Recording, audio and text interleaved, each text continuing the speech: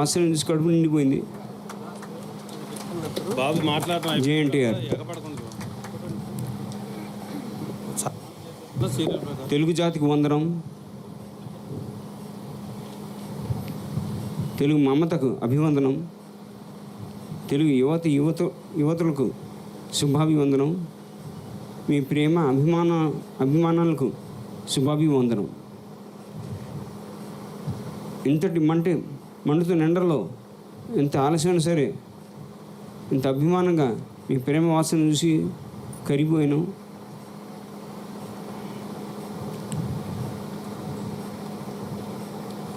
ఎవడి పేరు చెప్తే కళామ తల్లి, తెలుగు తల్లి గర్వపడుతో, ఎవరి పేరు చెప్తే ప్రతి ఇంటి తెలుగు గర్వపడతాడో, ఎవరి పేరు చెప్తే అందరి హృదయాల్లో దేవుడే కొలువై ఉన్నాడు, ఎవడి పేరు చెప్తే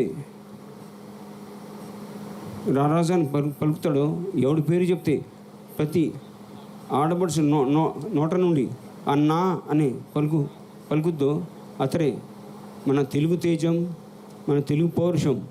మన అన్న విశ్వవిఖ్యాత నటసార్వభౌముడు, పద్మశ్రీ నటరత్న కళాప్రపూర్ణ డాక్టర్ నందమూరి తారక రామారావు గారి విగ్రహ ఆవిష్కరణ ఇక్కడ యజ్ఞ నారాయణపురంలో వారి విగ్రహం ప్రదర్శింప చేయడం, నేను మీతో పాలు పంచుకోవడం, నేను ఇక్కడ వచ్చి వారి విగ్రహాన్ని ఆవిష్కరించడం, ఈ జన్మలో చేసుకున్న సుకృతము నేను మీ గ్రామం రావడం, వారి విగ్రహాన్ని ఆవిష్కరించడం చిన్న అదృష్టంగా భావిస్తున్నాను.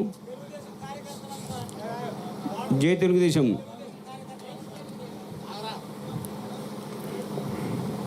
మీ అందరికీ చాలా రుణపడి ఉన్నాను.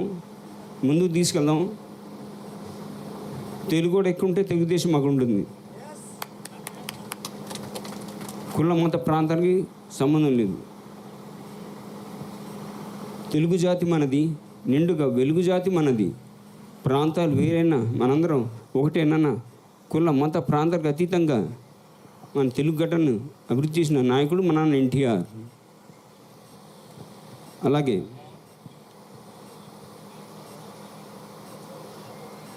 చాలా చెప్పాలి, ఏం చెప్పాలో తెలియదు.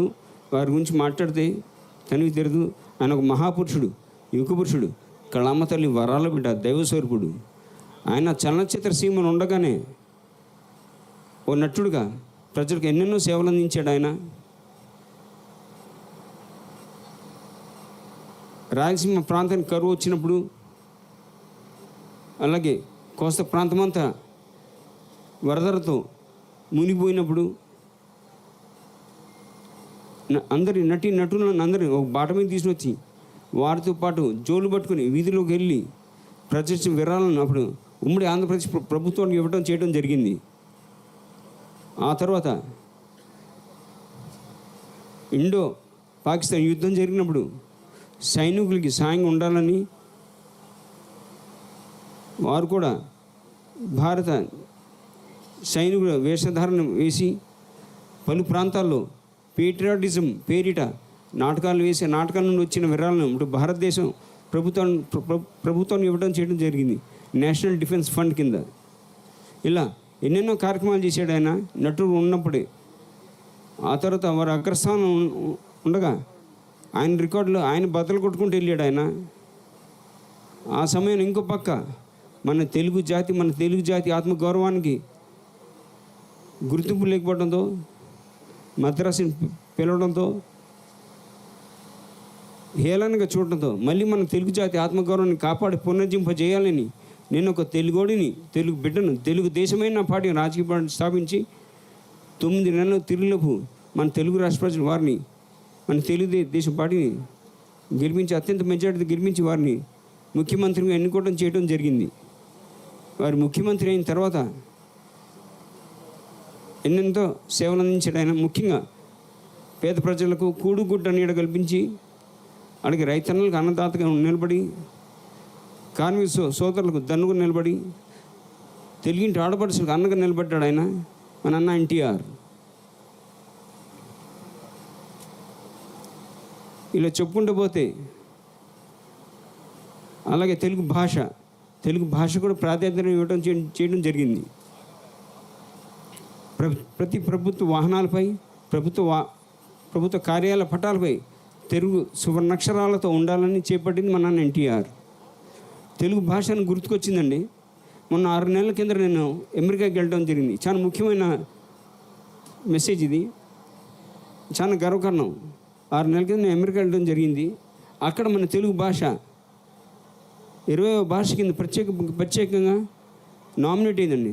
It has been identified as 20th most spoken language అక్కడ అమెరికాలో. గర్వకారణం, ఎందుకంటే భారతదేశం ఎన్ని భాషలు ఉన్నా తెలుగు భాష ఒక్క భాషే ఎంపిక అయిందండి. అదని మన చాలా గర్వకారణం. అలాగే టెక్సస్ రాష్ట్రంలో, అమెరికాలో టెక్సస్ రాష్ట్రంలో తెలుగు భాష గవర్నమెంట్ స్కూల్లో 2వ భాష కింద ఆఫర్ చేయడం జరుగుతుందండి. ఇదంతా మనకు చాలా గర్వకారణం. దీనికి ప్రథమ 2 మెయిన్ కారకులు, ఒకటి ఎన్టీఆర్, ఇంకోటి చంద్రబాబు నాయుడు గారు. ఎందుకంటే మనకి తెలుగు కూడా గుర్తింపు తెచ్చింది. తెలుగు రాష్ట్రం ఉందని గుర్తింపు తెచ్చి ఓ తెలుగుడు ఉన్నాడు, తెలుగుడు సత్తా అంటే చూపించాడు. సెంటర్ని గజగజలాడించిన నాయకుడు ఎన్టీఆర్. తెలుగుదేశం పెట్టి ప్రజలకు ఎన్నెన్నో సేవలు అందించాడు. అదే బాటలు, అదే రీతిలో చంద్రబాబు నాయుడు గారు నడుస్తూ, పార్టీ నడిపిస్తూ, ఇంకొక ముందు అడుగేసి ఐటీ రంగానికి ప్రాధాన్యత ఇచ్చి యువకులకు మంచి భవిష్యత్తు కల్పించి ఉద్యోగాలు కల్పించిన నాయకుడు చంద్రబాబు నాయుడు. కాబట్టి అమెరికా కానీ ఏ విదేశాలు ఎక్కడున్నా సరే తెలుగుడు గొప్పగా చెప్పుకోవాలి మన తెలుగు అని. అలాగే తిరుమల తిరుపతి కొండపైన అన్నదానానికి మించిన దానం లేదని పాటించారు మన అన్న ఎన్టీఆర్. 1985లో జేఎన్టీఆర్ 1985లో తిరుమల తిరుపతి కొండపైన భక్తులు ఎంతమంది వస్తూ ఉంటారు, ఆలస్యం అవుతుంది దర్శనానికి, వారికి 2 ముద్రలు పెడితే బాగుంటుందని అనుకుని వెంకన్న స్వామి ఆశీస్సులతో, దాతల ఆశీస్సులతో ఉచిత అన్నదాన కార్యక్రమం ఉచితంగా మొదలుపెట్టి ప్రారంభించి మా నాన్న ఎన్టీఆర్. ఇలా చెప్పుకుంటూ పోతే సమయం సరిపోదు, నా జీవితం సరిపోదు. తెలుగు జాతి, తెలుగు గడ్డ, తెలుగు నేల, తెలుగు ప్రాంతం ఉన్నంత వరకు ఆయన రామనామం చిరస్మరణీయం. మరి వారి బిడ్డకు నేను జన్మించడం చాలా అదృష్టంగా భావిస్తూ, మరి నేను మీ అందరితో పంచుకోవడం చాలా ఆనందంగా అదృష్టంగా భావిస్తున్నాను. అలాగే సత్యనేని నవీన్ తమ్ముడు, మా కుటుంబ సభ్యుడు, నువ్వు కుటుంబ సభ్యుడివి.